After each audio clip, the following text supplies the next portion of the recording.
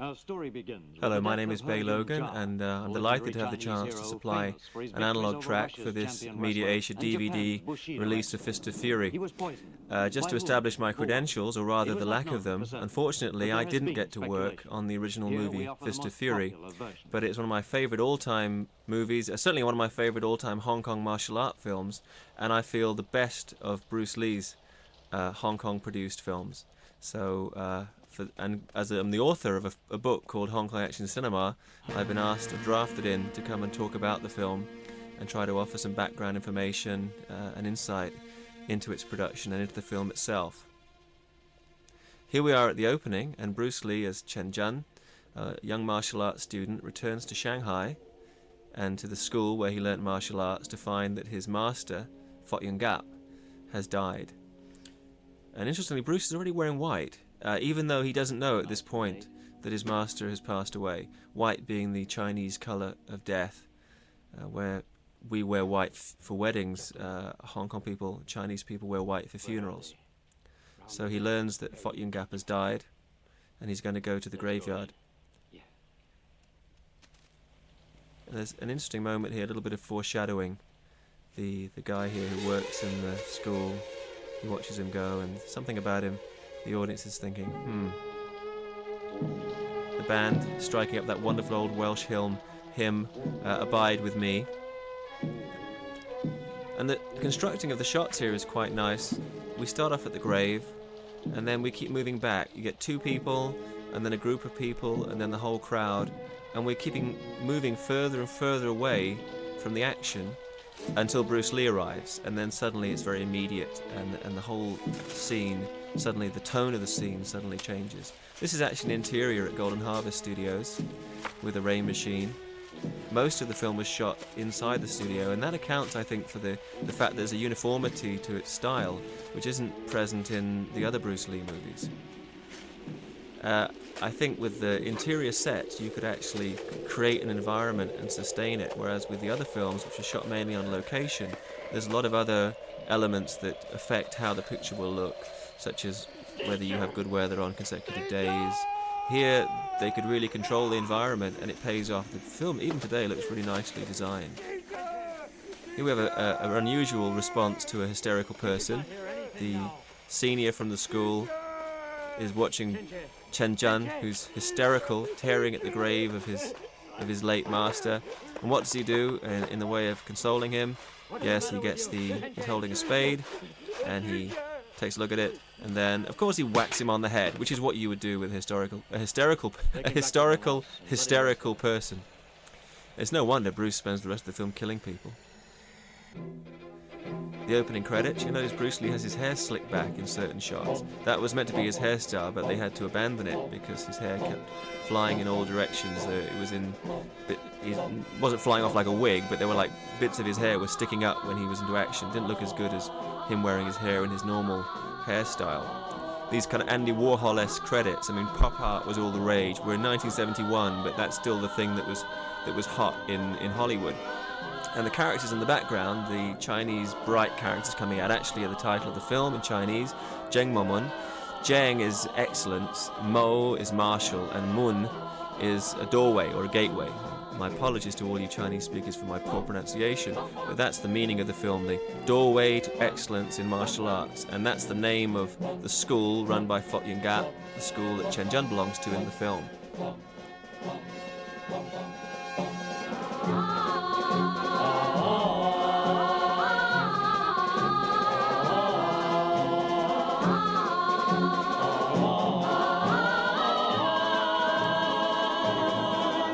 Credit there to Han Yan-git as the fight instructor. Actually, the choreography of the fights were meant to be handled by Han Yan-git, but in reality on the stage they were constructed by Bruce Lee. But out of respect for an elder, which is a key element of Chinese tradition, Bruce gave credit to Han Yan-git, even though the actual fights were arranged by Bruce Lee. Here's the lovely leading lady, Nora Miao Kersiu, in a really nicely appointed set. I mean, all the sets here are really nicely done. That picture you see there is actually the real historical Fot Yun Gap.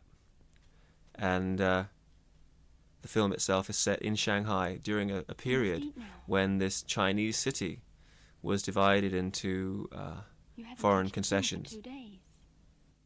You'll make yourself sick. And Chinese people were indeed downtrodden by the various imperial powers, and particularly by the Japanese, which is the focus of what this movie is about. And Fok Ying Gap is alleged to have fought Japanese fighters and even to have been challenged to fight a Western strongman, a boxer or wrestler. And so a lot of the events of his life are now being told in this film, but they've been transferred to this imagined character who is Chen Zhen, his #1 student, as played by Bruce Lee. And you notice the way that this thing is staged is that we really get our money's worth. Every time we're inside Jingwu, we get these kind of tracking shots and pan shots from the camera to really show the detail that went into the building of the set up at the Golden Harvest Studios. Here we have the school's elder, the surviving elder, and he's a fine veteran actor, Tian Feng. He worked in King Hu's films and is always, even at quite a young age, was cast as like a big brother or a fatherly figure. There he is on the left of the shot. And he kept working many years after Fist of Fury. You can see him in John Woo's film A Better Tomorrow, and you can see him, the last big film I remember him being in was Miracles, the Jackie Chan movie. He plays the father figure in there. And the middle guy, and the three of the other students, is Lei Kun, who was a popular Cantonese comic actor. So he's playing quite a serious role here. Normally he played very outrageously comic characters. And on the other guy, just to the right of the three, is James Chen Zhen. And he was a leading light at Golden Harvest even before Bruce Lee came back from America to make films at the company, and got bumped back to supporting roles. When Bruce Lee came back to make The Big Boss, known in America as Fists of Fury, his first Golden Harvest film, James Chen was actually already signed to be the star of that picture, because they needed to put Bruce in the film right away. They pushed him to second billing, second lead. He dies halfway through, and then Bruce gets to be the star. So he had an unfortunate career. It was unfortunate for him, let's say, that Bruce came back when he did.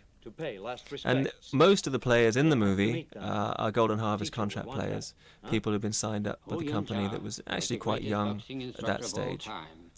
We've had the exterior funeral. Now in Chinese tradition we have like a eulogy, which is being read out by this gentleman. And interesting, he also lived a long time after Fist of Fury, and he actually appeared in an ATV series, Kung Fu Master, that I was involved with a few years ago. And so he was still with us. And in this sequence, we see he's basically telling the audience and telling the people in the gathering about the life of Fok Ying Gap, who was Fok Ying Gap. Notice the way Bruce is in white and everybody else is in dark clothing. This, again, it's a way that you highlight the star of the piece, and it's a very stylized, dramatic thing.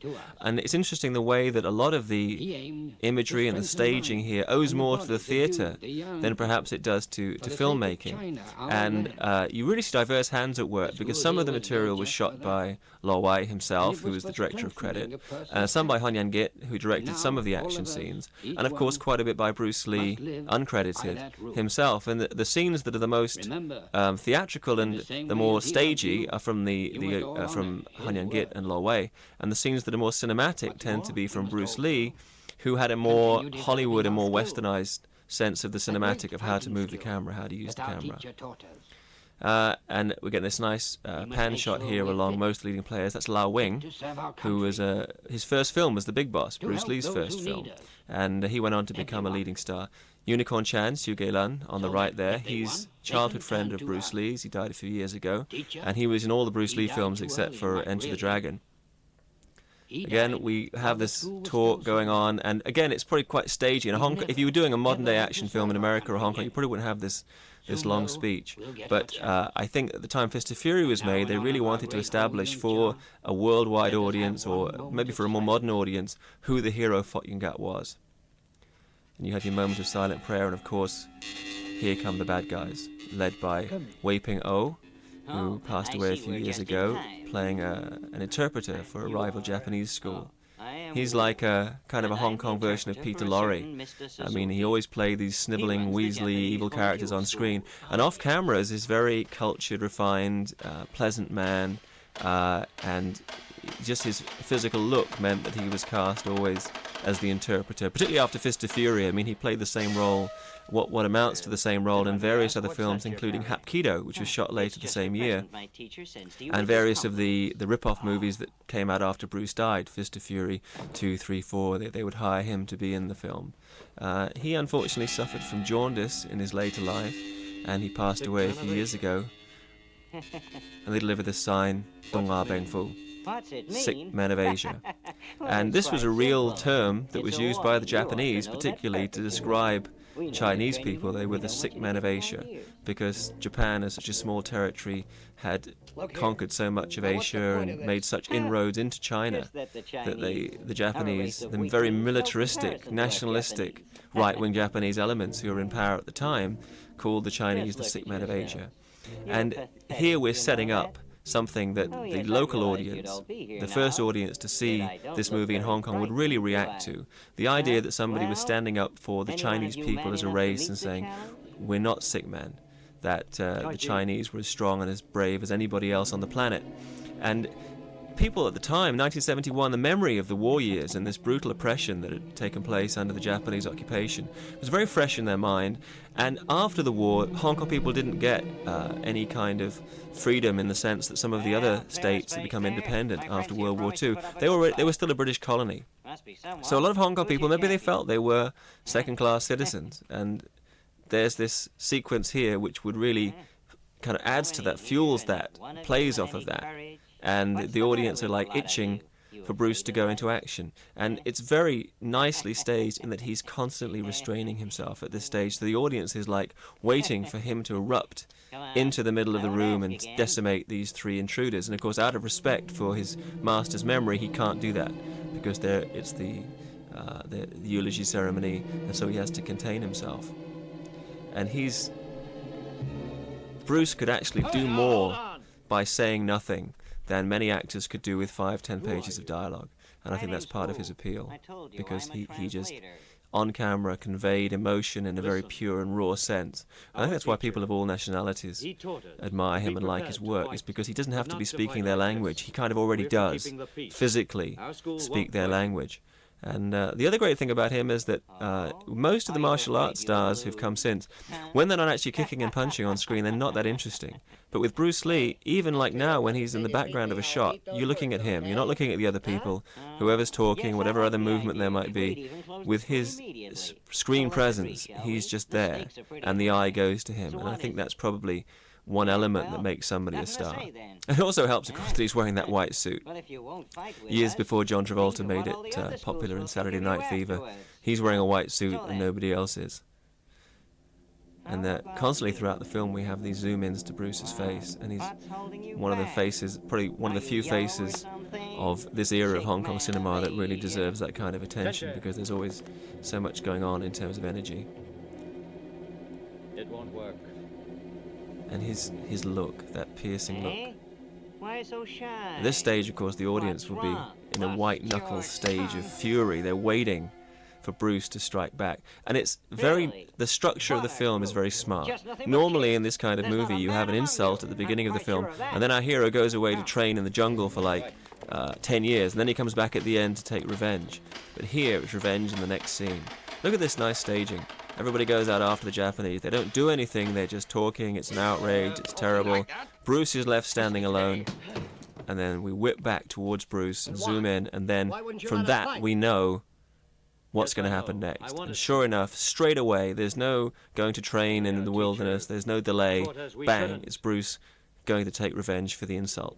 Whip, close in, and you just know, okay, next, vengeance. And we cut from there to the Japanese school, the Honkyu school, where the judo class is going on. And Bruce's introductory shot is quite tricky. If you notice, when they're doing the judo, there's a guy got to be thrown right past the door just before Bruce opens the door, and you can actually see the guy doing the throwing look up and check the camera positioning before he does the throw. That's the kind of thing you notice when you see the film 50 times. There he is, takes a look, takes the throw, and then we move up beyond that and through the door.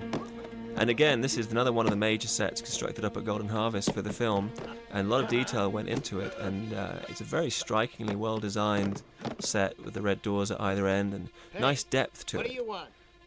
And here's Bruce And we know he's come to avenge the insult, and the Chinese audience was like, what's now? What's going to happen next? Here. What do you want him for? I'm returning this to him.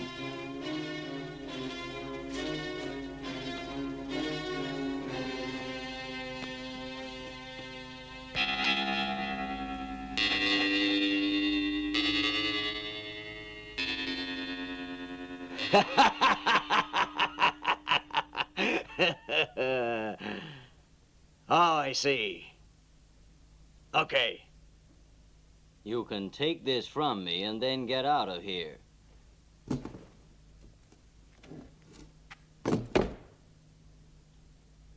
Whenever you're ready, I'll take on any Japanese here. And here's the first Japanese guy to come into battle. And this gentleman's name is Lei Chiu-chun, or Max Lee, though at the time he used the stage name as Sifu Jai. He's a veteran of the Chinese circus. He was a circus performer who began working as a stuntman and a supporting player in action films. And the last time I saw him, he was selling health food products in Sha Tin. He's got his own company, he's doing that now. He appeared in a lot of other movies. You can see him in Drunken Master with Jackie Chan. And he has the distinction, if that is distinction it be, of being the first guy to get hit by Bruce Lee in Fist of Fury.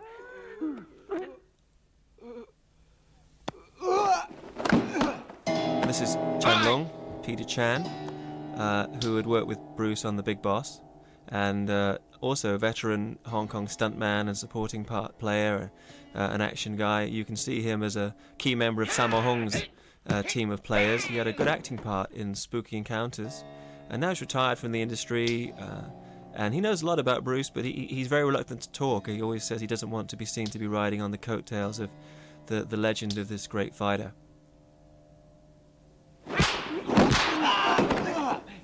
Surround him! It's ironic, we've got a shot here very similar to a Japanese samurai film from the Chambara films. So despite the fact that this film is in a sense is anti-Japanese or anti a certain kind of Japanese person, a lot of the imagery is similar to the great samurai films, and this is like that. Notice Bruce, he's trying to take his jacket off, he actually forgets one of the buttons, has to go back for it. Again, something you notice when you've watched the film 50 times. And now we have a great breakthrough, a great moment in Hong Kong film choreography as Bruce staged this amazing sequence where he's knocking down these opponents with these multiple kicks. And if you just think about the timing necessary, both from Bruce's point of view to catch these moving targets, and also from the stuntmen to be in the right place at the right time to get kicked without getting hurt. Extraordinary. And quite right, this guy's like, what are we dealing with here? And I spoke to one of the stuntmen who worked on this scene, Zebra Pan, Banmajai, and he says that originally it was quite different, and the original choreographer, Honyan Git, came in with his version of what the choreography was going to be like. And Bruce heard him out, and then he said, no, how about this? And starts doing all the kicks and this, and started, as Zebra Pan said, started doing Bruce Lee. And that's how this sequence came to be, and after that, basically the fights were down to Bruce. This element here with the dummies, I mean, that's very 1970s kung fu movie, and I think that's something maybe that Bruce was talked into doing. He was much more into the reality. You see, he takes a shot then because he's being kicked from all sides. So there's a logic to the scene. When there's too many of them, he pulls out the Sengjikwan, the nunchaku. Strange, actually, the Japanese wouldn't have seen this weapon before, because actually they probably would have seen it, because it was most famous at that era as a weapon that was used by Okinawan karate specialists. So they might well have seen it. And really you have a whole generation of directors and stuntmen in this sequence, and people who went on to really make the Hong Kong film industry what it would be over the next couple of decades. The nunchaku, strangely enough, became quite a cause célèbre in England, and they were banned and cut from the British release prints of the Bruce Lee movies. So the fans in England don't really get a chance to see Bruce using this weapon. I'm not quite sure why. I guess it was such an appealing weapon that the British censors were scared that young people might start using it. And in later films, the films like New Fist of Fury or Fist of Fury 2, the pseudo-sequels and sequels to Fist of Fury, the nunchaku, this weapon, has taken on like an iconic status. It's like Life of Brian, the followers of the good, the followers of the shoe, and you have the followers of the nunchaku. And so this weapon, I think it's really become totally synonymous with Bruce Lee. When you see a pair of these nunchaku, you think of Bruce Lee, you think of the Bruce Lee movies. Now Feng Yi coming out to battle. Feng Yi, not a Japanese, he's a Chinese actor, but he was always cast as Japanese. He played Japanese fighters way back in the black and white Wong Fei-hung films with Quan Ta-hing, this long-running series of martial art movies that kind of established the genre. And because of his build and I guess the way he looks, he was cast as a Japanese samurai, a Japanese fighter. So it was kind of obvious when they were doing Fist of Fury that he would come in and play one of the school's chief teachers at the Japanese school. Curiously, though, the technique he uses and his postures don't really look like karate. They're more like Chinese Tai Chi, so there's an interesting mix going on. You could also see Feng Yi in the very first Golden Harvest film, Angry River, in which he plays a monk, and he does Kung Fu style in there. And it might seem strange having the chief instructor is this rather middle-aged, burly guy, but I think Bruce may be making a statement that often in American schools, and maybe others around the world, you'd have a martial arts school full of these young, healthy guys, and then you'd have the instructor would be this, burly, out-of-shape guy. The flip there done by Yunhua, who's Bruce Lee's stunt double, both in this film and in Enter the Dragon, for the flips. So anytime you see Bruce doing an acrobatic flip, it's actually Yunhua as a stunt double.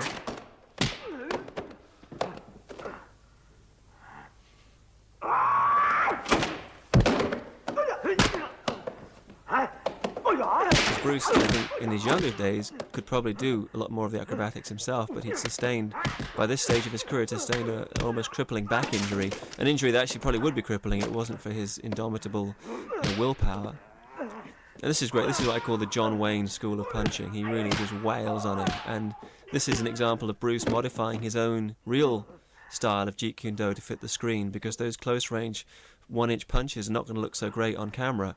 But if you want to wail on somebody, you really pull back from Minnesota and let them have it.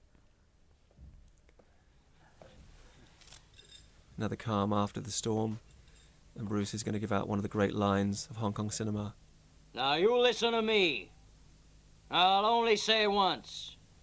We are not sick men. And apparently, back when this film played in the theatres on its first run, when he said that line, the local audiences stood up and they cheered and waved, and it was like a rock concert. And Hong Kong audiences are fairly undemonstrative, so I think that shows that Bruce had very wisely and very with great perception had tapped into a feeling that Hong Kong people had, that they had been treated like second-class citizens, even in their own country.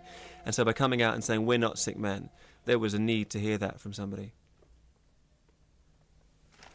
And Bruce Lee, always with a flair for the dramatic, he's not content with just telling them off. He's going to make them physically eat their words, which is part of the challenge that was laid down earlier by the interpreter. He said, if any of you guys can beat me, we'll eat our words. So here he's making them eat and tells them, this time you're eating paper, and next time it's going to be glass. This time you're eating paper. And really ramming the message home, which was something the local audience really responded to. I mean, the energy must have been electric in the theatre when this film first played. If I had a chance to be at any premiere of any old film, I definitely would be at the premiere of Fist of Fury, I think.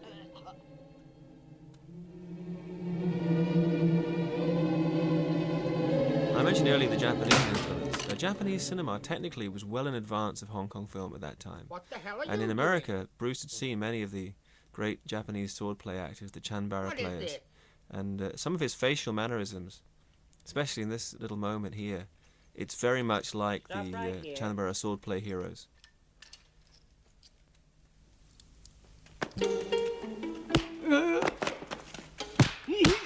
Mr. Wu arrives in time to see Bruce take out a last few stragglers, and quite smartly decides to hide round the corner.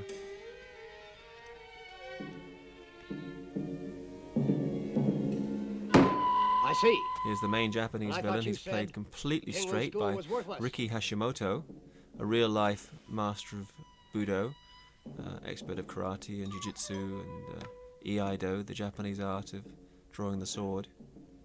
You know the name he of that flew in guy? from Japan to be in the movie, and whereas some of the other Chinese characters and the Japanese villains in the film are kind of played for laughs or played as buffoons, he's played absolutely straight. Well, tell me Notice then. the camera angle, the low camera angle there enhancing his We're power. gonna take this thing lying down? They must learn Japanese Bushido is the world's finest. Of course. They've just never felt the sting of Japanese fists. All right, then. Let's beat him There are up. actually 2 Japanese martial arts experts brought in specifically to be in the film, and the first of them is Mr. Hashimoto, Good. and now we're just going to see his second-in-command there, Jun Katsumura, who would also come Get in around to their school. to be in the Now. movie to Don't add come back if a you level of fail. authenticity by having Get going. genuine Japanese martial art masters working in the film. But I'll look here at this really nicely laid out set. It shows the kind of budget that Golden Harvest put into the production. The bad guy's dojo. Here we are at the park meant in Shanghai. Meant to be 1930s, so this couple here are real trendsetters. They've got very fashionable clothing for 1930. This is one of the few exterior shots in the film. It was actually shot on location in Macau, because Hong Kong, even in 1971, Hong Kong didn't look like 1930s Shanghai. But Macau, you could just about find somewhere that passed for it. Now this sign, supposedly situated on the Bund, at a park on the Bund in Shanghai, it's become a modern myth. Maybe it's apocryphal, maybe there really wasn't a sign saying that, but certainly there was a mentality that would support a sign like that. So as a symbol, I mean, it symbolizes the oppression of Chinese people, the idea they could not walk into their own park, that there was a place in China where Chinese people were not allowed to go. Here's this bunch of Japanese, and the guy beckoning Bruce over is actually Yunhua, who was Bruce's stunt double both in this film and in Enter the Dragon, as I mentioned earlier, for the high flips. A former classmate of Jackie Chan, and probably the best acrobat in terms of doing that kind of stunt in Hong Kong. And later an actor in his own right. I mean, he was in Eastern Condors, Dragons Forever, the Jackie Chan movies, and Sammo Hung films.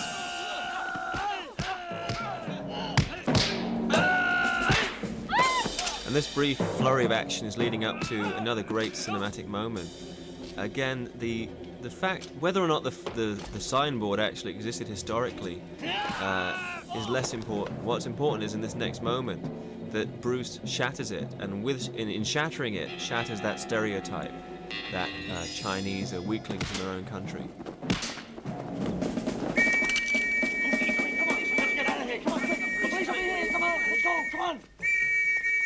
Now we're back at Zhengmonmun, and if you look at the foreground there's a guy and a girl sparring, and the guy is actually the very young Jackie Chan. We'll come back to him in a moment, you can see them more clearly. And these sequences choreographed by Huo Yuanjia, which is why the style is very old-fashioned. It's not like the style of Bruce Lee's own fight sequences in the film. So you see diverse hands at work. There's Nora Miao, brief action, and here's Jackie with his back to the camera, sparring, coming round. It looks very different in those days. I'm sure he's embarrassed that people recognize him as an extra, and he's become the greatest superstar in Hong Kong film thereafter. And here come the Japanese to trash the place.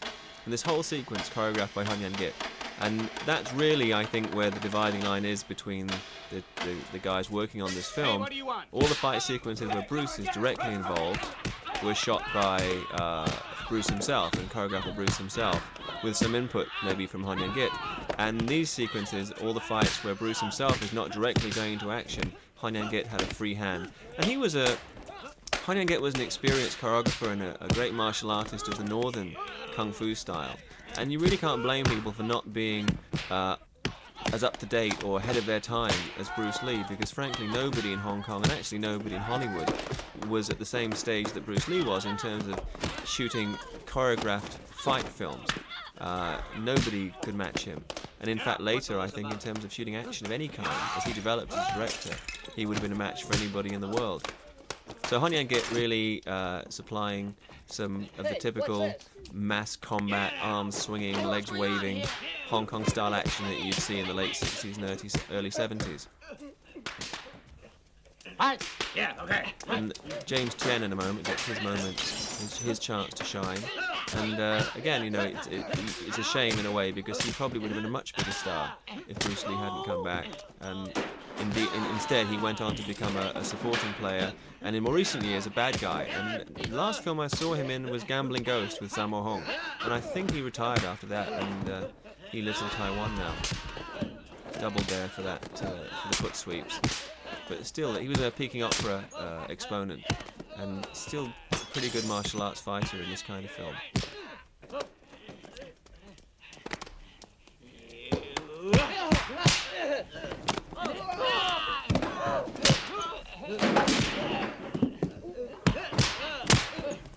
Chen Feng coming into action. This is one of the few times he actually fought in a film. He was normally, as I said, cast in these patriarchal or avuncular roles and didn't actually get go into action. There's Lei Kun, and a little bit of comedy from him, which the audience would expect. He was one of Hong Kong's leading comic actors. He passed away a few years ago.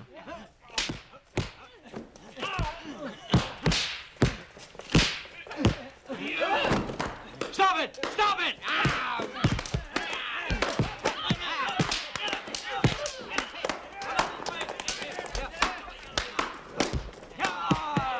It's interesting to note the layout of the school, I mean, with the courtyard outside, the staircase, because I think the blueprints for that set design became the stock design for a martial arts movie and a Golden Harvest film.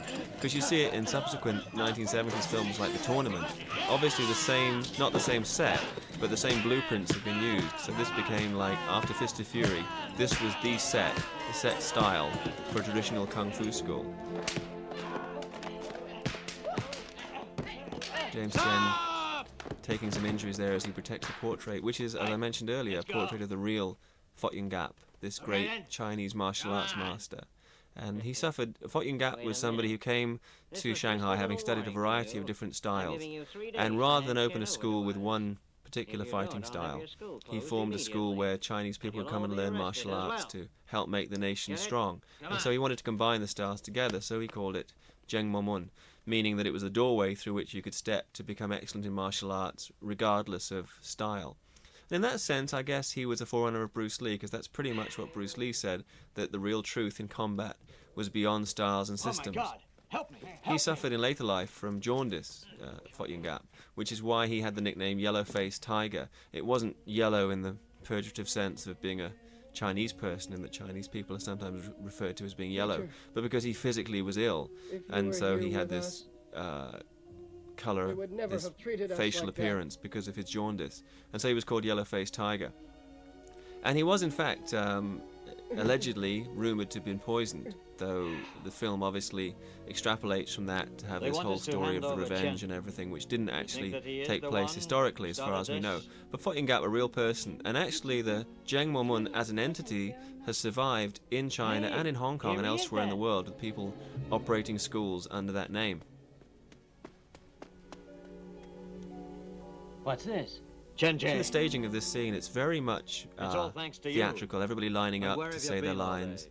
And I'll bet this is, I guess, one of the drawbacks of You've Lo been around Wei's to the Hong Kong directorial school, causing style. trouble. And he's somebody, I think, who was a Well, competent now see director, what certainly you've done. prolific, You act the but he hero, never really and developed this is what a they do to style us. that leapt out You of should the have told us screen what you were gonna do. and spoke for itself.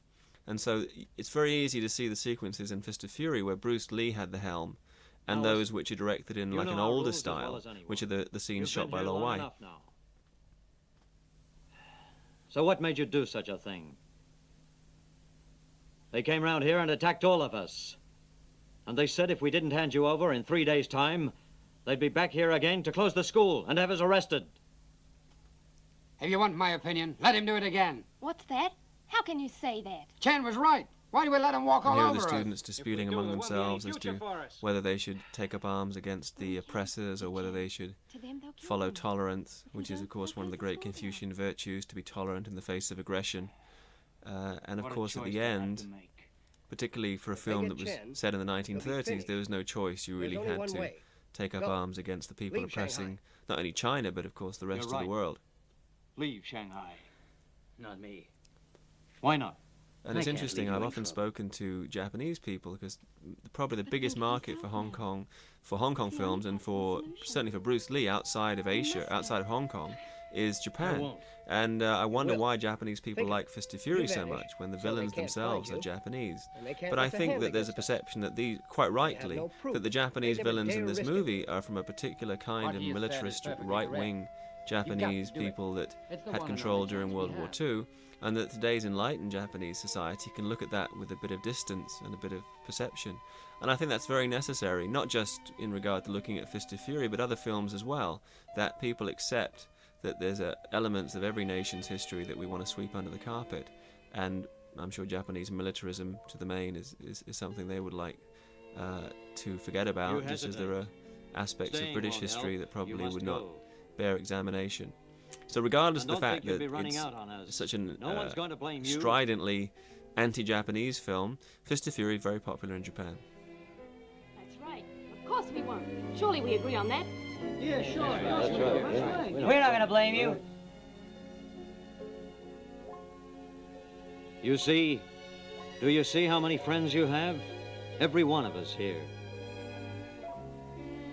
We understand why you don't want to leave this place, but have you forgotten what teacher always said? Think of the school, if not of yourself. Teacher's death and now this only increases the burden on all of us. For our sake, you must go tomorrow morning. You there, Yes. buy him a train ticket for tomorrow. Bruce agreeing reluctantly to leave town, and of course everybody in the audience knows that he can't, because basically the film's over if he actually does run away from the action. Stock shot of night, an interior shot there, and the street, you'll see this a bunch of times. This is actually the only interior street set used in the film. And a nighttime encounter between Nora Miao's character and the character played by Bruce Lee. And in this scene we get the first idea that there's something between them beyond just being fellow students of Huo Yuanjia.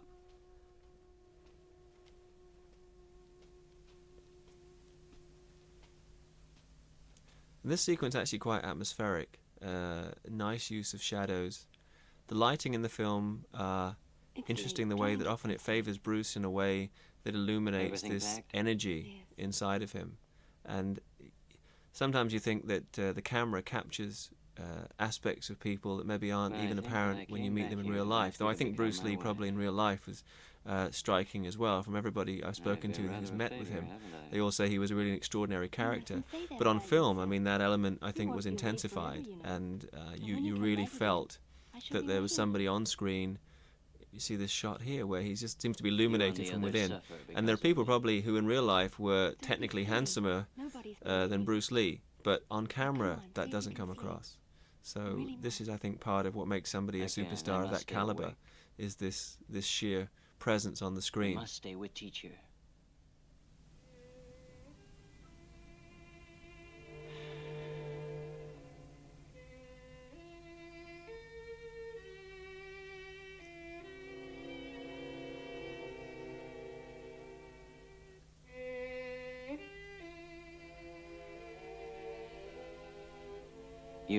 You go to bed.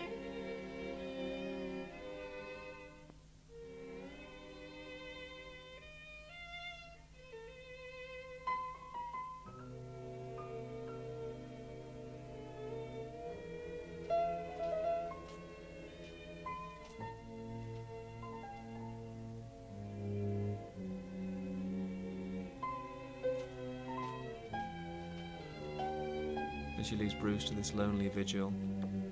He looks up again to this portrait of Huo Yuanjia, this legendary hero. And then this sequence, which is very atmospheric, is he hears somewhere else in the house the people who've murdered his master talking about the crime. And really, all he has to do is kind of walk from A to B. But with Bruce Lee in a film, every moment that he's on camera, he tries to make something out of it. And you can see the way he moves like a cat through the dark. It turns something that would really, in another film, would be very mundane into something really quite interesting. And he's not sure where they are. We're following from his point of view. And this kind of sequence, I see the hand of Bruce Lee, that he directed part of it, as opposed to handling the directing chores over to Lo Wei.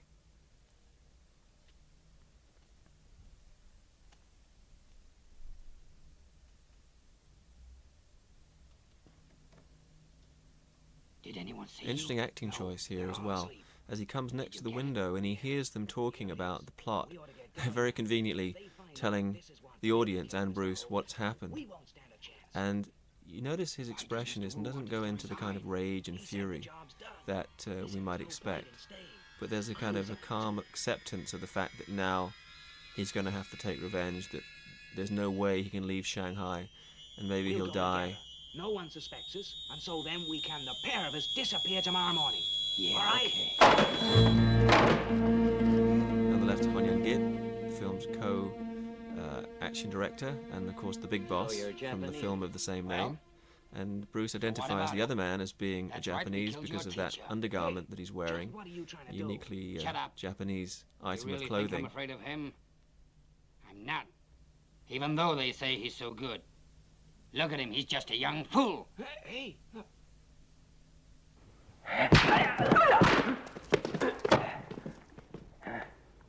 And I think it's a sign of Bruce's mastery of choreography that he's fighting here with these two guys who evidently are not athletes. They're not young athletes or stuntmen. But he choreographs them in such a way that every move works. And here, the Fist of Fury. This, I guess, is the title character, because in the Chinese script for the film, reference is made to the fact that he has a Fist of Fury, that Bruce Lee's character, Chen Zhen, has this unstoppable punching technique that will, if he connects with it, will kill somebody. And this is the first time we see it used here. Again, we see Bruce's flair for the dramatic, because he doesn't leap straight into action against the second man, against Huo Yuanjia, but he gives a break here to build up the tension. The audience knows that the second killer is still hiding somewhere else in the kitchen, and knows that this awesome avenger has caught up with him.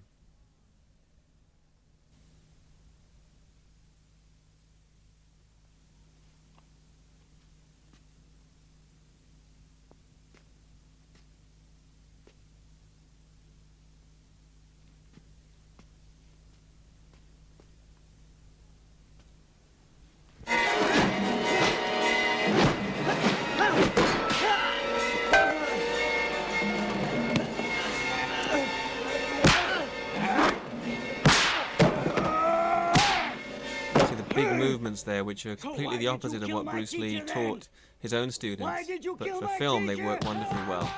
And this great moment here where he's just pounding the guy to death and expressing all of that rage that's been bottled up.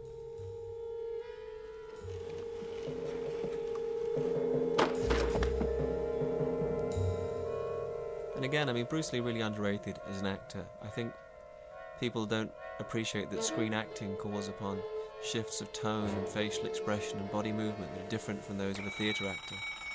This scene, if they ever do a Naked Gun version of Fist of Fury, this gentleman, Tian Feng, he should wake up, eat the biscuits for breakfast, and then read the note saying that the biscuits are poisoned.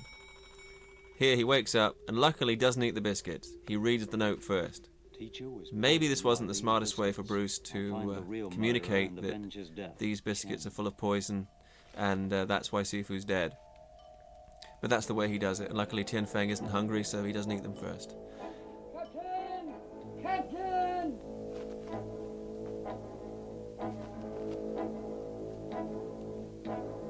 Captain! Captain! Quickly! Quickly! And here we get our first look at the upstairs set of Jingwu of the martial arts school. And it really is fully realised that the whole place, every area has been created on the soundstage at Golden Harvest, and it all fits together. And if you look at many of the other Hong Kong films of the period, a lot of them were shot mainly in exteriors, because obviously it's much cheaper to shoot out of doors. But even interiors, they didn't really have that attention to detail. And there was a sense, I think, with Fist of Fury that the first Bruce Lee film, The Big Boss, which had been shot entirely on location in Thailand, that it was great at what it did, but that if you were going to do the first Hong Kong Bruce Lee movie and you were going to shoot it at a studio, it had better look better and different than what had gone before. And that attention to detail is very apparent from the way that the place, all the sets are designed. Even though there's certainly an economy as well. I mean, this street turns up again and again. It's like the only street in Shanghai.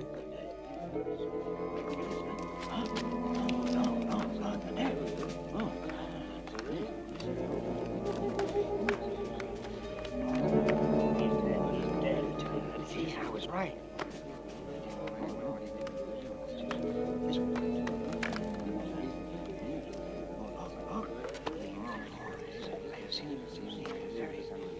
All right, let's go back inside. Come on. And after dead bodies are found, no one's quite sure how to react or what their next move is. Though, of course, Tian Feng knows that it's actually I've Chen never seen Zhen. anything like it. it. It's Bruce Lee's character who's killed the two murderers and avenged Sifu's death. Whoever it was, they're going to blame it on us. How can they blame us? We're all totally innocent. Yeah, God only knows. But I'll bet they blame the Jingwu School. What on earth does it matter? It's nothing to do with us. They were employed by us. This is not Chinese territory. This is the international settlement. We must find the killer first. I have done. They were killed by Chen. What? Are you sure? He left me a note that said, teacher was poisoned by Feng and Chen. I suppose he's hiding somewhere around here. Eh? So he's hiding. I can't see how that'll You help. see the centre of the frame there, a young actor, a good-looking guy named Lo Wei, Yeah. Well, we're gonna have to speaking find him now. quickly. And he was Twilight so big. discovery Where do we of look Lo Wei and hired to be in the film Big Boss, playing actually a villainous role, playing the son There of is the Big one Boss, thing that and might he's help killed us at the find end of him. the film by Bruce Lee. And that is, he And he doesn't came from know a Shanghai very theatrical well. family, Let's Lo organize Wei. a search. His parents had been in the business. His mother was We'll an settle actress. this. And But we he must was find a Chen student of first. karate and signed up by Lo Wei as a new face. This is meant to be a dog. Actually, it's a rabbit. And some great face acting by Bruce.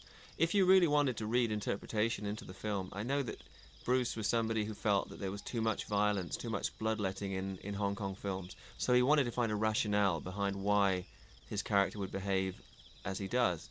And in this film, I think you could argue that Bruce, from the events at the beginning of the film, is driven temporarily insane, that Chen Zhen becomes this avenging madman. And at the end, after vengeance is accomplished, that kind of force leaves him. I don't know if it's intentional, or I'm sure no one sat down and analysed the script in those terms back in '71. But certainly you can read that, and certainly his performance here is not that of a sane and ordinary person. I mean, he's almost looks like the blind swordsman Zatoichi, and then looks at his master's grave, and you can see the feeling on his face of loss. And then Nora Miao arrives, and his first reaction is to get up and fight and to unleash the fist of fury again. So a lot of stuff happening with Bruce Lee's performance, and I sometimes read reviews where people say, oh yes, of course, you know, he was great at fighting and all that stuff, but he couldn't act. And I think he's probably one of the most underrated screen actors that of this period, certainly of Hong Kong films and of other movies, and partly that's why he's endured, because of course in any film, for most of the time, he wouldn't be fighting. He has to act for the rest of the picture. It's me. And the scene coming up is the nearest thing that Bruce ever got to a love scene in a movie, this romantic scene between him and Nora Miao. And it's interesting, the staging of it, because in the Hollywood tradition, when people have something to say to each other, when they want to reveal their innermost feelings or ambitions, they really sit down face to face and they have a heart-to-heart talk. But the way these things are normally staged in Hong Kong or Chinese productions is that it's very much like a theatre play.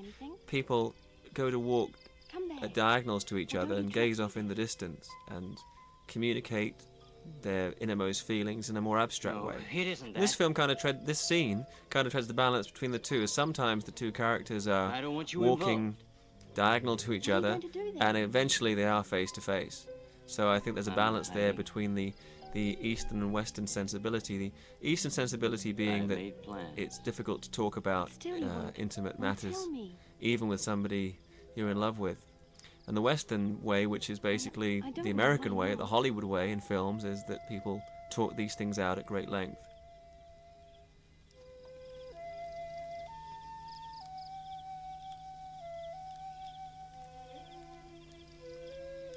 And here's an example of the Chinese or Hong Kong style staging of a scene. She's got something she really needs to say to him, We used to trust and she each goes other off before. so that they're both in frame, now? but she's gazing off into Especially when I could distance help and you. telling him what's on her mind. Changed so much. And it's almost That's like a not true. dance where the two people are in the same shot at the same time but are moving in different directions. And Fist of Fury is interesting because it's a film where I think, because of Bruce's Hollywood background, he'd been in Hollywood films and television series before coming back to Hong Kong to make these films. He was constantly saying, no, let's make it more real. Yes, I know. The fight should be more real, the As much the as conversations, the communication between people should be more real. I believe you. Don't ever doubt me. And the graveyard itself, yet another interior at the now sadly defunct Golden Harvest Studios.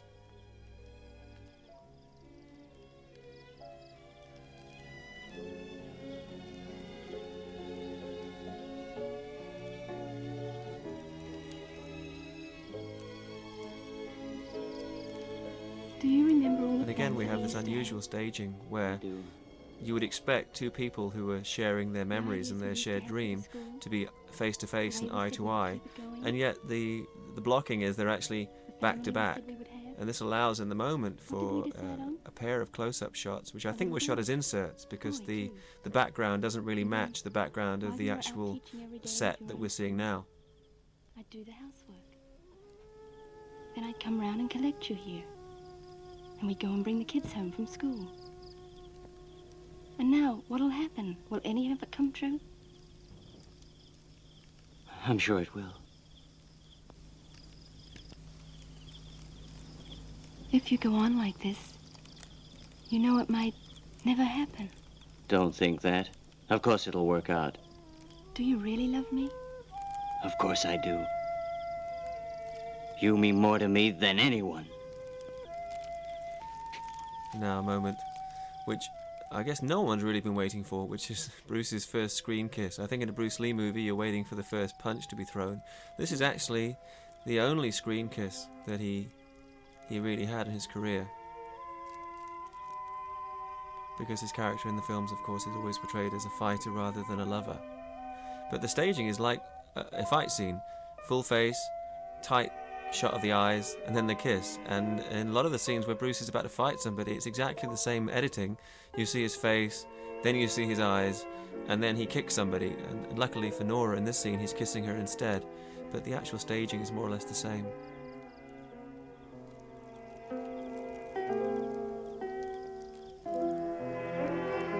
Of course, this is very tame by today's standards, but for the days in the 1970s, I mean, Hong Kong was still... There was a limit to what you could show on camera in terms of couples being intimate with each other. Normally, they would just exchange loving glances and the music would play and you'd dissolve to them practicing their swordplay together. Please tell me now about your plans. Nora Mao, interestingly, apart from her roles in the Bruce Lee movies, was groomed as a warrior woman. If you look at her in films like The Comet Strikes and The Blade Spares None and The Invincible Eight, she's a powerful swordswoman, and it's only in the Bruce Lee movies that she kind of plays the stereotypical supportive, loving Chinese wifey woman. Otherwise, she's a gung-ho kung fu fighter. And after the Bruce movies, she went on to do other action films and other dramatic films. Somewhere where they'll never find us. Somewhere where we'll be safe. Nora Mao's interviewed on the Bruce Lee documentary, Bruce Lee the Legend. Actually, the second Bruce Lee documentary. She talks about her experiences with Bruce. Does the name Wu mean anything? I think so. I think he knows about Teacher's death. Wasn't he that interpreter who came with the Japanese? Could he be the right one?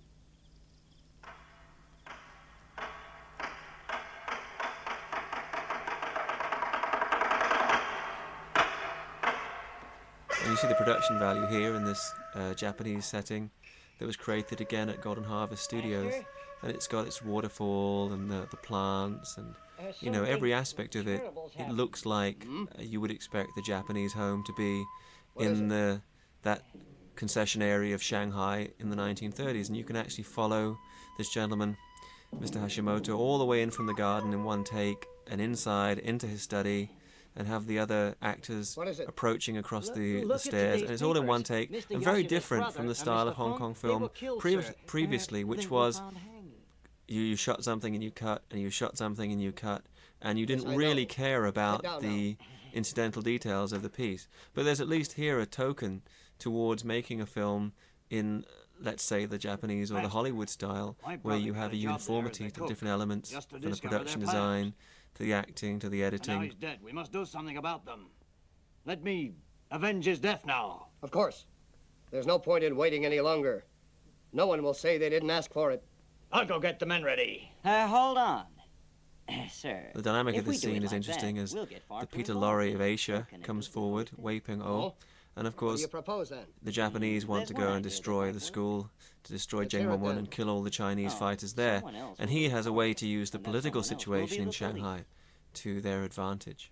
So he's the Iago figure, let's say. He's It's this like this. crafty Force the man middleman over Chen. who's creating That the is to problems say, for give him everybody an else. ultimatum. Either he surrenders, or the police close the school. And I always Chen is too joke with gallant to let people them and do say that I like He would have it on his Fist of conscience Fury forever. because it's like the kung fu So he version of surrenders, Macbeth, and then we do in what that we it's like, short, it's bloody, with and no one it's full of suspecting that revenge. we arranged it. Then, my friends, you can have your revenge on him. Well, tell me, what do you think of my little plan? You may be one of Japan's best friends. I do my best, and you agree this is the best way. Yes, the only way to get Chen, as I suggest. Yes. You go ahead. Right. And here is the director himself, Lo Wei, who had actually been an experienced actor, a theatre actor, and a film actor in Shanghai. And he was actually something of a matinee idol. I know it's perhaps hard to believe from the way he looked at the time he made Fist of Fury. They came to us first. But from being an actor, he moved into he would never have gone directing, anywhere moved to near Hong those Kong, had some success as a director at Shaw Brothers. His reputation was that he was the first $1 million director, not because he got paid $1 million, but because that's how much one of his films made at the local box office.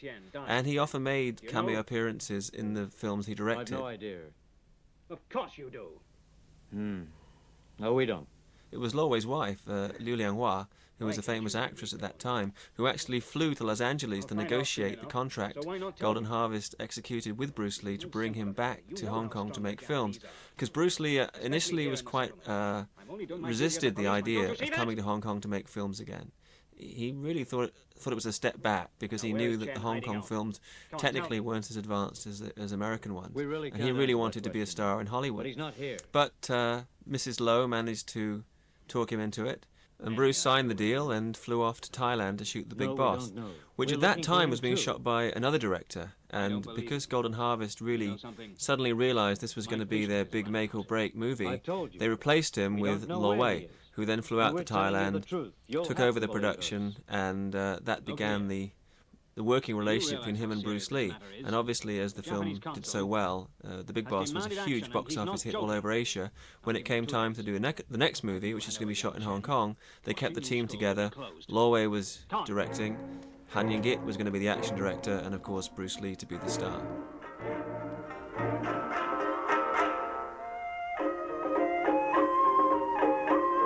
Back to the Japanese dojo, and from my days of martial arts training, I don't think I can't remember that we ever had this kind of entertainment of an evening.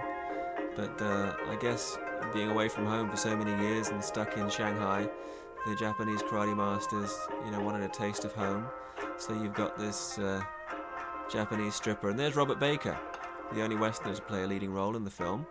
And Bob Baker was a student of Bruce's in America, who learnt martial arts from Bruce, from Stockton, and came out specifically to work with Bruce on the movie and got his 15 minutes of fame.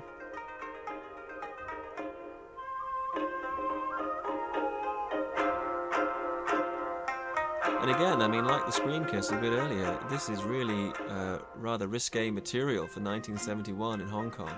And it's true, even I think to this day, that if you do a film with any kind of nudity in Hong Kong, it's going to be what we say is a Category 3 film or an adult film. You can actually have all the violence you want and there's no issue. But as soon as you get into sex, you've got a problem. And it's actually the opposite in England. In the UK, basically, you can have all the sex you want, but as soon as you get into the violence, you've got a problem.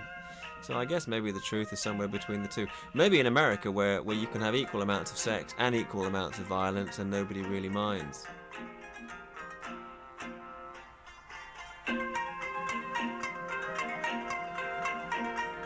And on the Chinese print of Fist of Fury, when Bob Baker's character, the Russian Petrov, speaks, the dubbing of his English is actually executed by Bruce Lee, who he's got like an echo chamber on his voice, but you can recognize Bruce's voice as being the voice of Petrov. On only the Chinese version, on the English dub, it's just the regular dubbing artiste. What a time we're having. I've never seen anything like. Nothing ever like this. Now that I'm here Bob in Baker, Shanghai, unfortunately, I'm your man. passed away a few years ago from a heart attack. gratifying to hear And in the years afterwards, I don't think he ever made another film. What's that? He returned to America What did he and say? pursued various different livelihoods. Robbins just Towards the end of arrived his to join life, our he was a school here. bartender, From Russia. and He had a he little was discovered by a long-time decided Bruce to Lee take a fan, and he was holiday. brought to Here, England. that's- And I think the only time he ever spoke publicly You're saying about working here, with Bruce was at a nothing to convention in worry the about UK a here few at years all. ago, We're all good and talked friends about here, his you life. know. And then he passed away just a couple of years after that. So it's good in a way that he actually record his experiences, because he was working and staying with Bruce during this amazing last period of Bruce's life, the 3 years that he was in Hong Kong making the films which made him a legend.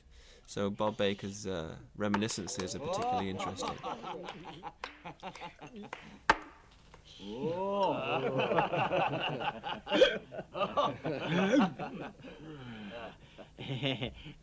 I feel dizzy, so dizzy. Hey, 3 more cups. 3 more cups. Wei Ping huh? Oh, of Hey, course, wait now, was come back here. also tapped Well, by now, Bruce to appear in Way of you the really Dragon, wanna go out the where he plays door, the outrageously out like a camp Chinese. right-hand man of the Right. Big Boss, played by restaurant owner John Ben. And he was it really took this character from this movie, and then Bruce thought, okay, we'll bring him into the 1970s and make him even more outrageous.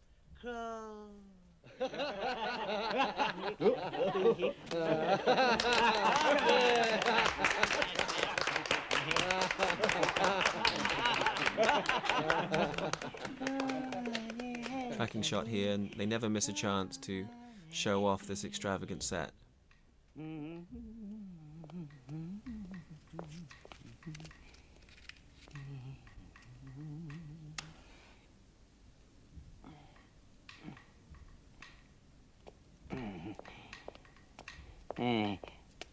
Get up. The rickshaw, that now happily Where defunct to? mode of transport, Just go along the North Road. and little does he know it's Bruce at the wheel. Same old street set, redressed to show the Japanese school in the foreground, and then he runs off the set and out on location again. It's in Macau, and the Portuguese colony of Macau, which is soon to become part of China again, was the setting for several exterior scenes, because you could just about say, okay, this is Shanghai 1930, but there's nowhere in Hong Kong, even in 71, that looked like that. So you've got these street sequences. Also shot day for night, which is why you've got that curious light and shadow effect. These were actually shot in broad daylight with night filters on to match the fact this is meant to take place at night. And then we're back on the same street set as before, but now redressed to show another part of Shanghai.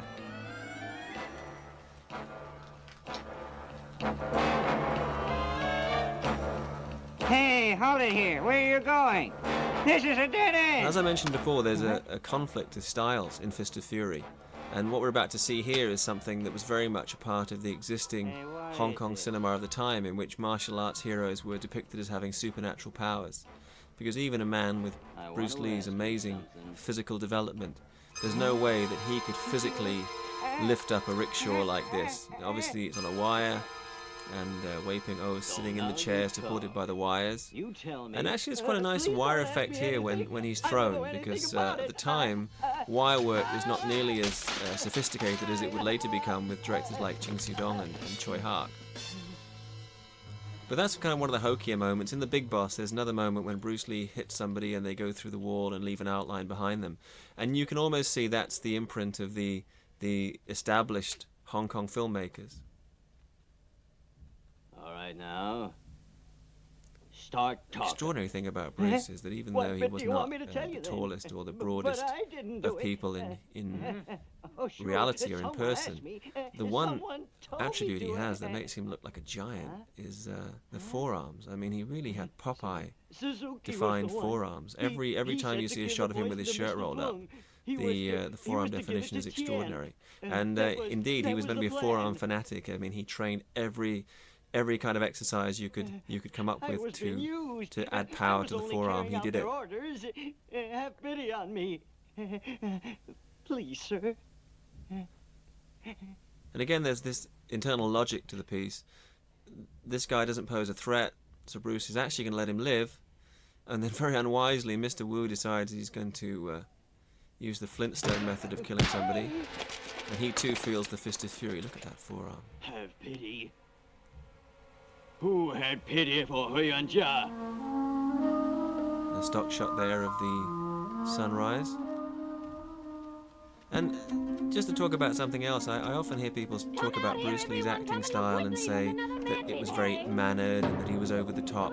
But if you look at him in the Hollywood movies that he made, in the Hollywood TV series, he's acting in a much more naturalistic style, a kind of method style. And I think he adapted his acting style to fit the film. If he would have come to Hong Kong and just done Hollywood-style, low-key acting, for most of the audience who were used to the more extravagant acting style of the period, he would have seemed to not be acting, and he would have been regarded as a bad actor for that reason. So I think you can say that he applied the same philosophy to acting as he did for martial art, which is that he used the technique that fit the circumstance. And when he came back to Hong Kong, he found that everybody was very flamboyant and outspoken and loud in their acting style. And so he took that, and also the style of the Japanese Chanbara actors, and took that as well, added that together with the more realistic Hollywood style, and then that was how he would act in his Hong Kong films, which, from Bruce's point of view, he never really anticipated or wanted them to be released worldwide. His view, of course, was that he would, after Enter the Dragon, be directing and making his own films based primarily out of Hollywood, and then he would have complete control over the production. And I think the acting style would have changed to fit that kind of movie.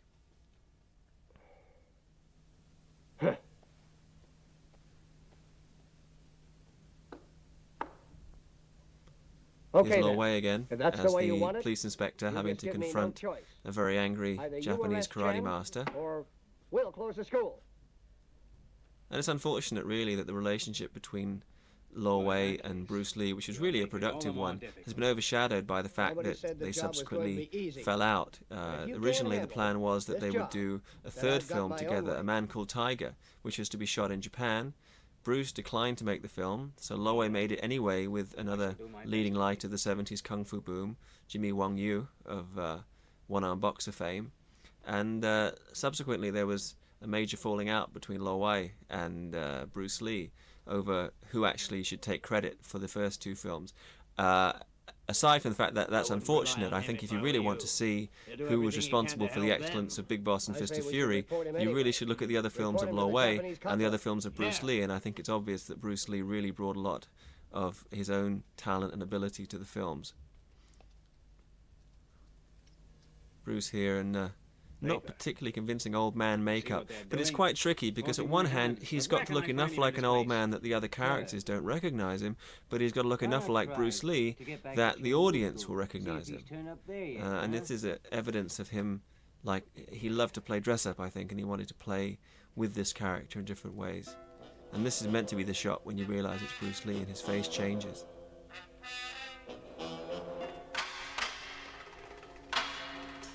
The Japanese, and we're about to see one of the limitations of this street set, because they all climb into this car, which is a real fully functional car. Actually not bad, it looks like it could be a 1930s car. Luckily they cut, because they're going to go straight into that wall. There's no way that car would make that corner. I'm sorry to now we're back with Lo Wei at the Jingwu School, and he's trying to persuade the other members of the school to give up Bruce Lee's character. Just talk about Lo Wei for a moment. I mean, he really is a key figure in the history of Hong Kong cinema, because he could claim to discover both Bruce Lee and later, of course, Jackie Chan. And he directed, apart from Fist of Fury, some interesting movies that were shot around about the same time in the early 70s. I like The Comet Strikes. It's kind of a Hong Kong Hammer Films kung fu movie, and The Tattooed Dragon, which he shot in Thailand with Jimmy Wong Yu. Those are probably the best examples of his work in this time. Jackie Chan, of course, worked as a stuntman and a supporting player on Fist of Fury, and years later, when Lo Wei was casting a follow-on film, New Fist of Fury, he tapped Jackie to play this young patriot who's inspired by Chen Zhen, the character played by Bruce Lee in Fist of Fury. And subsequently, Lo Wei signed Jackie Chan to a multi-picture deal. But none of the films really worked. Though they have their merits, none of them really was a big box office hit.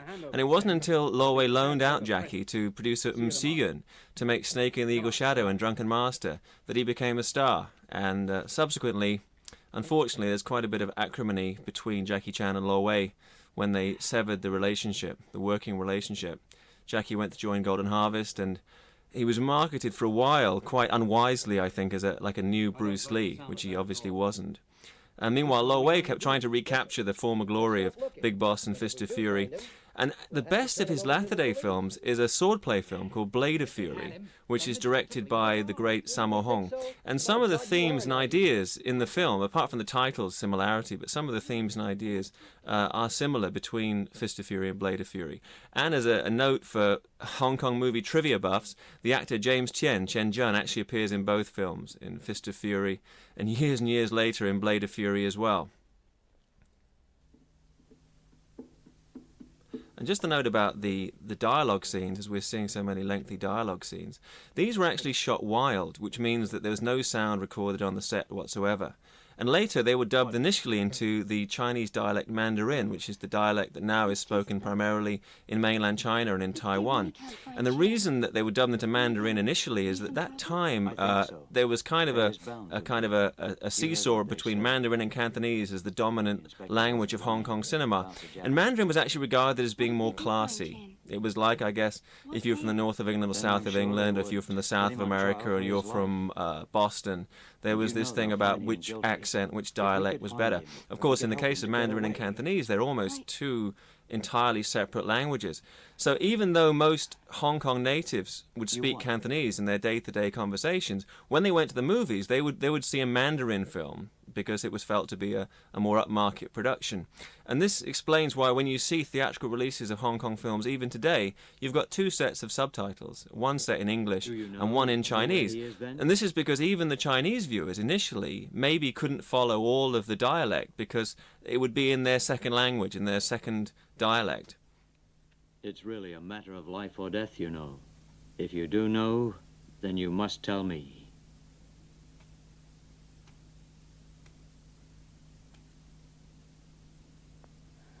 Well, I know where he is at night. Huh?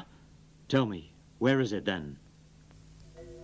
And this exterior shot actually in Hong Kong's New Territories, and you can kind of get away with it being back in the 30s because it's such a high angle and such a spare shot. Obviously the other stuff you had to go to Macau because it's very hard to pass off Hong Kong as a backdrop for any kind of period film because it's such a constantly updated city.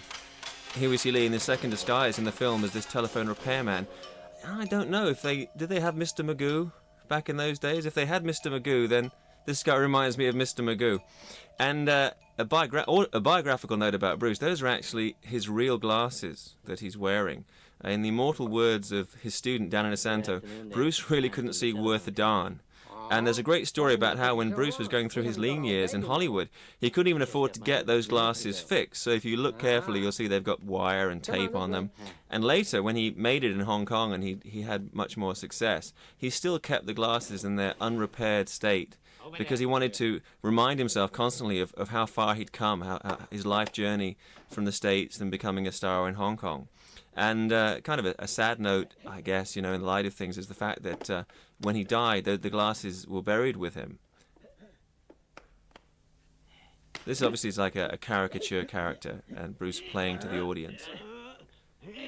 Now we see the strongman show being put on by Petrov, played by Bob Baker. And Bob Baker, when he talked about working on the film, he remembered shooting a trailer for Fist of Fury in which his character is beating up some Asian fighters. Presumably he'd be beating up the Jingwu students. Maybe it was these guys in the white karate suits. And this trailer had him fighting all the guys and this was intercut with Bruce Lee slowly walking down a staircase. And then they end up shoulder to shoulder, and it's like, if you want to see the fight, you have to watch Fist of Fury. And I've seen one black and white still of them shoulder to shoulder that seems to be from that trailer. But the actual footage, unfortunately, has long since disappeared. We scoured the vaults to find it.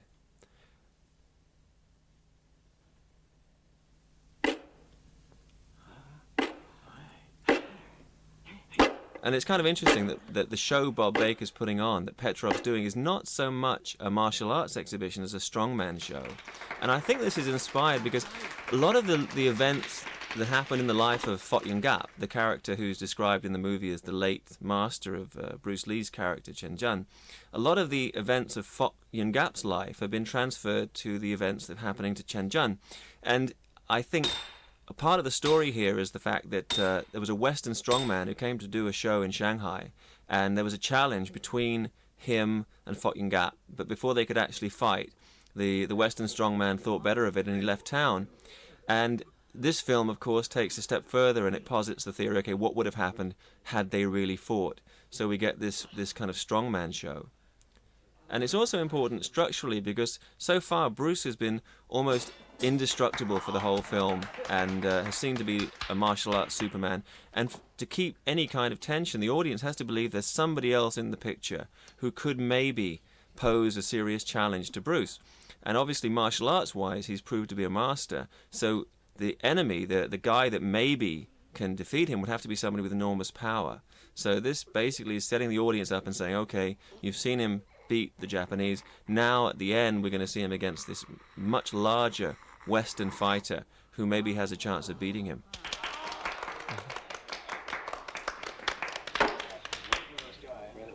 A nice example coming up of Bruce playing to the audience, playing to the camera as he's being shouted at. You see his lips moving and he's like cursing in Chinese, but the little Japanese guy doesn't see it. But the audience would like that. I mean, and Bruce knew his audience and he played them to perfection in this film. There's another one over there. Come on. Right. As I mentioned earlier, this is a caricature rather than a real character. But Bruce is very smart. I mean, I think his approach to filmmaking is the same as his approach to martial art, in that he would adapt to fit circumstance. And the reality is this kind of movie, in his estimation, wasn't going to play to a sophisticated Western audience. It was going to play to the relatively less sophisticated Asian audience. And they like that kind of thing.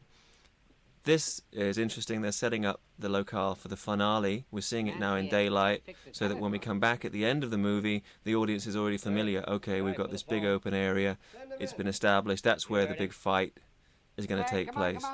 And here's Bruce. And I guess if this was an American gangster movie, we'd say he was casing the joint because he's coming in disguise to see who's who and really preparing himself for what will be the final showdown. Hate to bother you. Over here.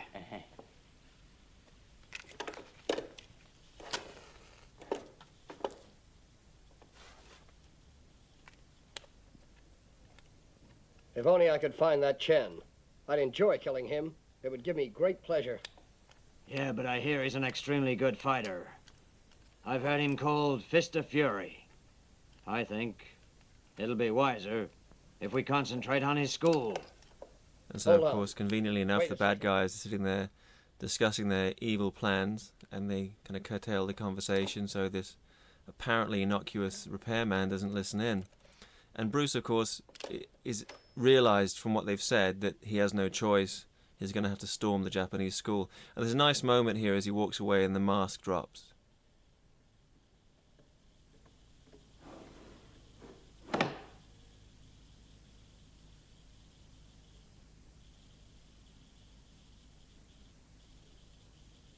What do you suggest?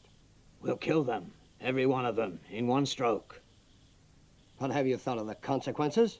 Don't worry, no one will be able to prove a thing. If we move quickly, and there are no survivors, then who can testify? Right. Do it tonight. But God help you if you leave any alive. Sir. And here we are back in the indoor graveyard, and the Zhengmonwen students are looking for Chen Zhen. And we get the best look we get at the grave of Fot Yun Gap. Grave sites, of course, very important in Chinese tradition because of the need to respect your ancestors. And also in Taoist practice and in Feng Shui, it's believed the position of your grave affects the fate of your ancestors. It's like I guess, a supernatural insurance policy. And there's this very neat film by Choi Siu-meng called Bury Me High that focuses on this tradition that the position of a grave will affect the fortunes of later generations. Where is he? I wish I knew. back at the Japanese school, and off they are to storm Zhengmomun. And they're an interesting bunch. You've got the usual suspects up front, and Dad's army bringing up the rear, and they really don't look very Japanese, do they? And we get a moment. They're out of frame, and here's Chen Zhen, and the stirring main theme by Joseph Koo, very reminiscent of the theme from the TV series Ironside, in which Bruce actually had a brief appearance in one episode. And Joseph Koo probably could be described as the John Williams of the Hong Kong film industry. He provided scores from many of the great films of the 70s and 80s, very much still on the scene, recently staged a concert. Now we're going to see what may well be the most brutal fight that Bruce ever filmed. But as usual, in his films there's a rationale to it. He gives them a chance to leave. He tells them that they needn't be involved, they can leave if they want to. And then when they choose to fight, then as Bruce always said, that's it, baby. I have come here to avenge my teacher. This doesn't concern you. I'll allow you to leave. Out. Out. Out. Out! Scram!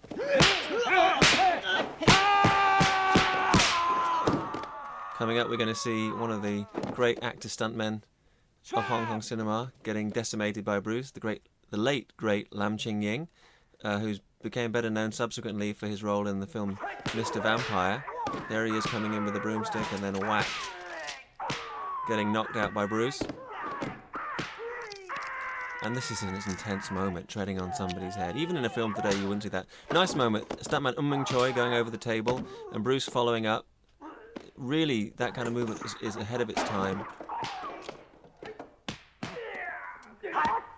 And now look at this, Steven Seagal, eat your heart out.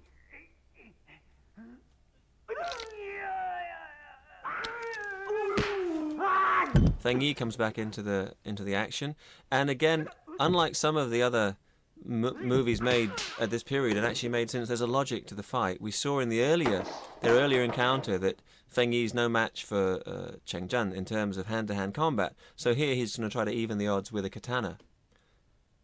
And this is probably the most dangerous situation we see Chen Zhen in the whole film, going empty hands against a blade, especially a Japanese blade. And I almost wonder whether this is Bruce's invention or whether it was something that Hon Yan-git wanted to put into the movie. Because Bruce was somebody who was always really into realism, and this is really the most unrealistic encounter in the whole film. And even the denouement is very stagey compared to the rest of the action that Bruce has done in the film.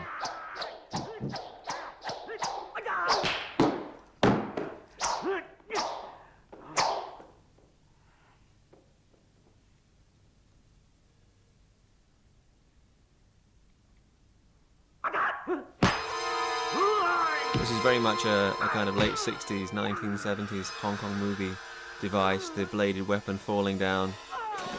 And it's probably one of the moments when you really do feel sorry for a bad guy. I mean, this is probably one of the most painful ends any movie bad guy's ever come to. And now the most superfluous punch in cinema history, I think. He's pretty much finished there, isn't he?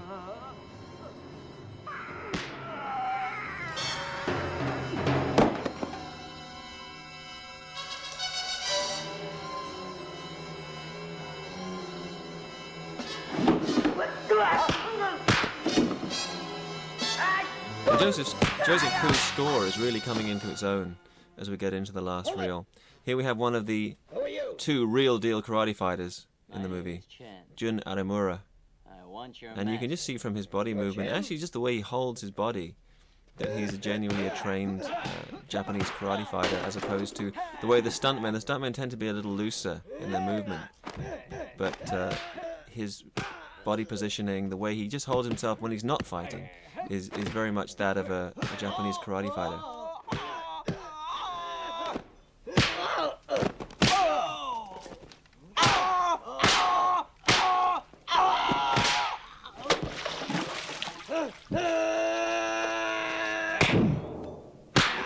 takes him out, and then we have Petrov in a moment coming down to enter the battle. And again, on the Cantonese print, you'll hear Bruce's voice dubbing Petrov's line, "Let me take care of him." Let me take care of him. But not on the English dubbed version, only on the Cantonese print. Now at this point, I should confess that I got to play the same role of Petrov in a TV remake of Fist of Fury, and I'd like to go on record of saying that Bob Baker did an infinitely better job of it than I managed to do. But it certainly was an interesting experience to kind of walk in his footsteps of being the only Westerner in a Hong Kong production.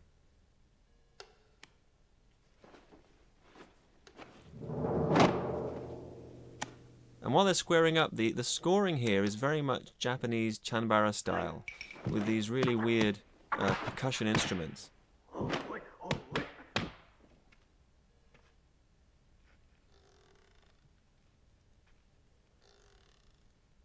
And again, there's irony that you've got a film that in some senses is very anti-Japanese, but is hugely influenced by Japanese samurai cinema. Incidentally, the word chanbara is actually onomatopoeic. It's derived from the sound made by the percussionists who accompanied silent black and white Japanese movies. And I think Bruce had a hand in, I think he even maybe played one of the percussion instruments here to give the right flavour to the scene.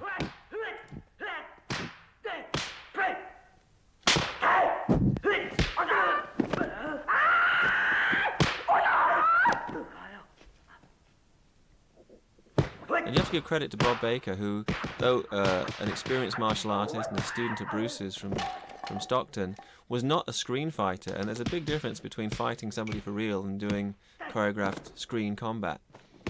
And it's also, this fight, I think, is the first one of Bruce's where we really get to see all the ranges of combat, because they go in from kicking and punching range, now trapping, and then down into grappling range, and then Bruce puts into effect on screen a concept that he mentioned verbally the year before on the TV series Longstreet, the idea that when you're tied up in a grappling situation, biting is one way to get free. And the audience in Hong Kong really responded to that. It was cinematically not very visual, but the realism appeals. And this is Mai Jung Kyun, the dazzling hand. And in tradition of martial arts tradition, it's a style of fighting associated with Fot Yun Gap, which explains why Chen Zhen, Bruce's character, as a student of Fot Yun Gap, is using it here. And actually, Mai Jung Kyun is identified in the Chinese script for the film as being the style devised and used by Fot Yun Gap. And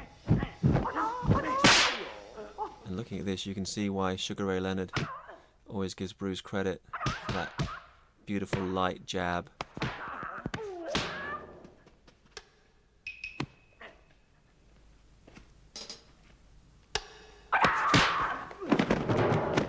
The power sidekick. I spoke to one of the stuntmen who worked with Bruce, and they said if he kicked for real, he had the ugliest kick you ever saw and the most powerful. And the setting up of the final encounter, it's familiar. Bruce used it in Way of the Dragon and in The Complete Game of Death. And this kick really connected. There were two stuntmen pushing Bob Baker forward, and he remembers that when Bruce's kick impacted with his face, it left a very visible dent. And you can actually see the real damage. That's not makeup there. It was a real kick that connected because the stuntmen pushed him a bit too hard. And he took home a souvenir. I remember suffering a chop to the throat when I played Petrov, and does nothing for the singing voice. Unless I guess you want to sound like Barry White.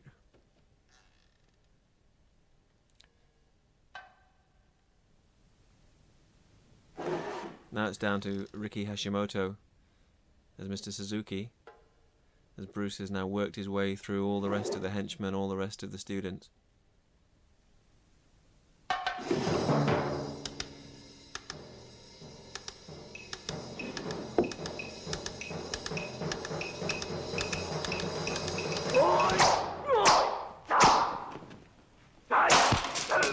In a moment we get another flip from Yunhua, who did all the flips for Bruce in the movie.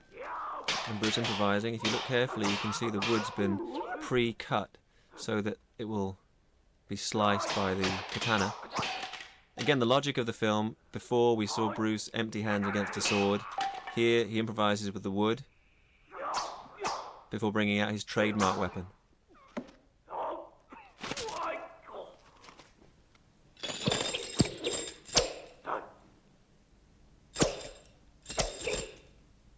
And an interesting variation on the Sungji Kwan of the nunchaku, because this one, normally it's two sticks with a chain between them, and this almost looks like a single length of chain with like the handles wrapped round.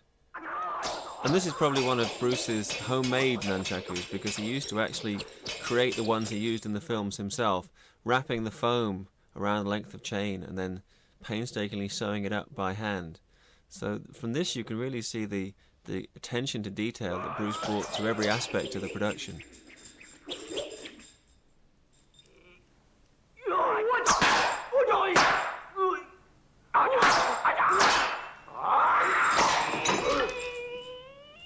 Now they're empty hands again, so Bruce throws away the weapon, ready for the final impact. And Jackie Chan's moment of glory as he's doubling for Hashimoto as he goes through the shoji panels. This is Jackie Chan pulled back on a wire, and a painful landing. At the time, one of the highest falls, probably the highest fall ever executed by a stuntman. And you get this wonderful moment here as the Japanese sensei expires, and the chord of the music, the whole tone of the music changes.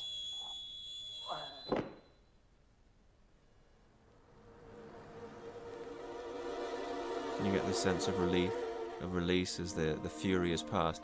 This actually, probably if it was a Hollywood movie, is where we would end the film, with him having achieved his goal and then walking off into the sunset, the way the cowboys rode into the sunset. But of course this was a Hong Kong movie made in 1971, and particularly in the Asian region, different territories had different demands, and normally they took a pretty dim view of films in which somebody took vengeance, broke the law, and killed people, and then got away with it at the end. So there was an unwritten rule that at the end of those kind of films, the hero, no matter how justified, had to pay for his crimes. And it's sometimes interesting to look at how different filmmakers would react to the same material. This film had been directed by the prolific Hong Kong filmmaker Chang Che, who was working at Shaw Brothers at the time. I feel probably we would have seen the actual massacre. We would have seen the Japanese fighters cutting down the Jingwu fighters, and it would have, in Bruce's version, in this Fist of Fury, it happens off screen, and we just see the aftermath of violence, the tragedy of violence, and the emotional aspect, rather than having all that wonderful bright red fake blood that they used in that time sprayed across the screen, which is probably what Chang Che would have done with the scene. In this instance, I think Bruce's influence is such that he's basically saying, no, that kind of violence doesn't belong in this kind of film, that we're communicating a different idea.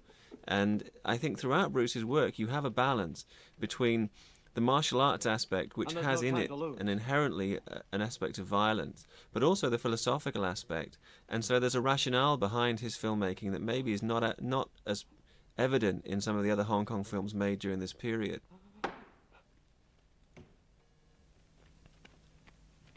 And talk a little bit now, about the music, Joseph Ku's score.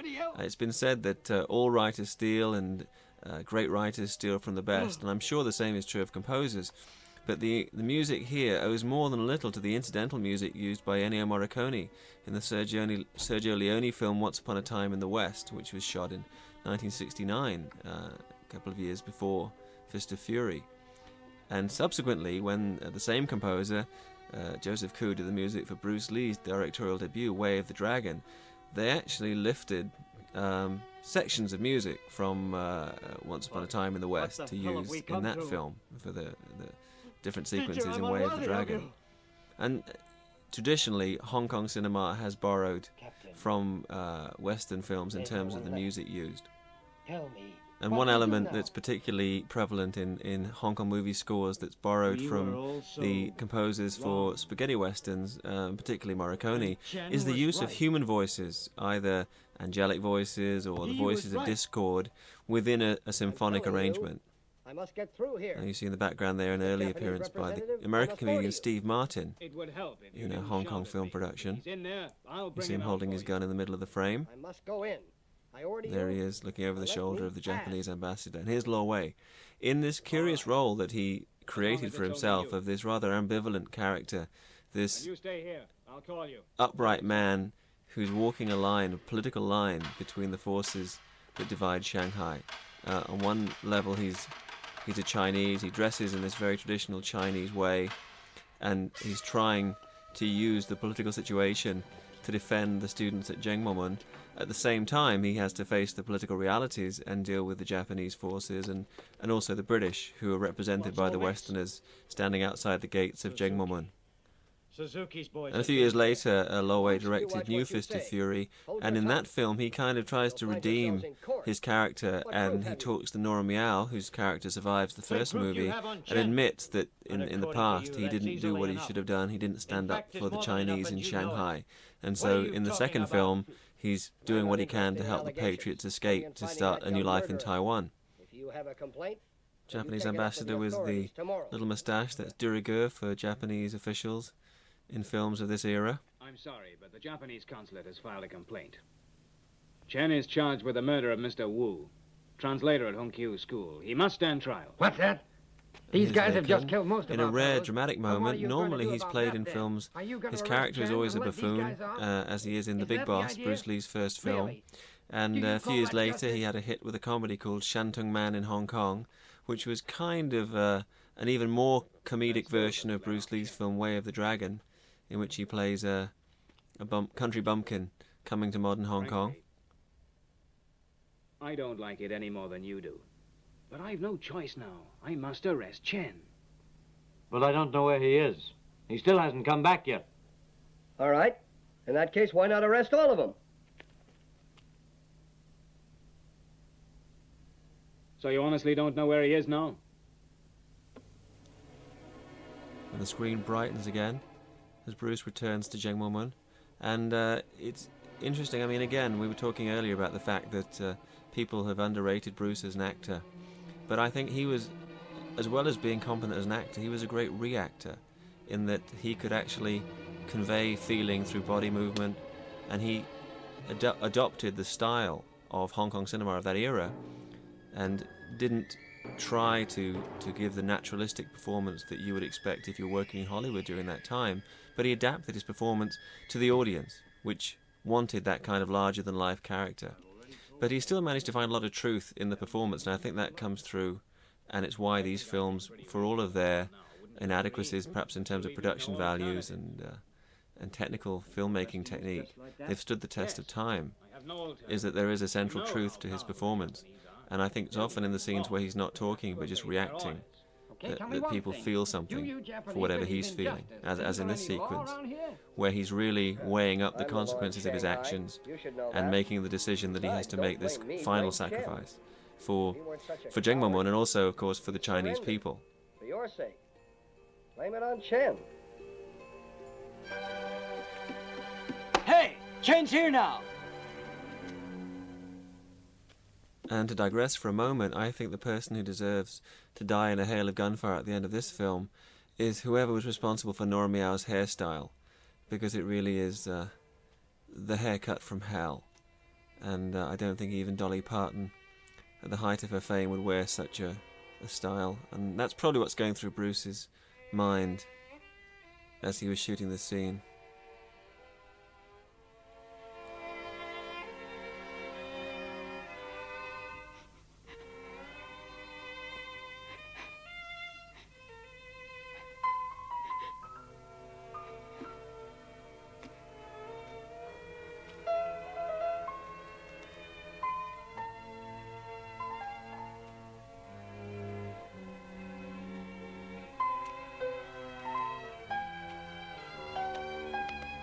Now we have the only scene that Bruce ever shot with Lo Wei, even though they did actually make 2 films together.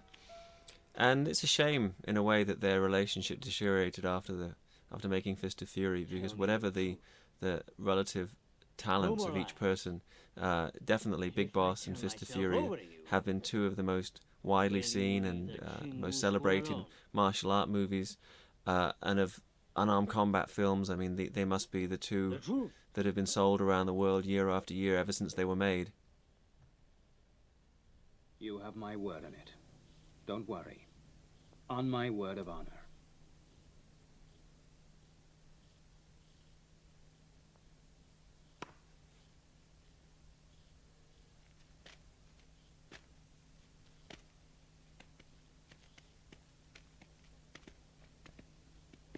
Now hear this. I shall accept punishment for the lives that I took. You just leave the school alone. Yeah, sure. Now the score kicks back in, really, the final moment. Inspired by the end of Butch Cassidy and the Sundance Kid, of Chen Zhen making the leap from life into legend, and bringing to an end a genuine classic of Hong Kong cinema, and really a favourite film of anybody who loves Bruce Lee and who loves Kung Fu movies.